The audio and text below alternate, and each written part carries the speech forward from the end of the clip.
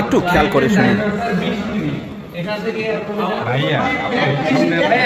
সিএলের match শেষ করে সাথে সাথেই বের হয়ে গেলেন নাজমুল হোসেন শান্ত। ব্যাট হাতে দুর্দান্ত পারফর্ম করে হয়েছেন ম্যান অব দ্য ম্যাচ।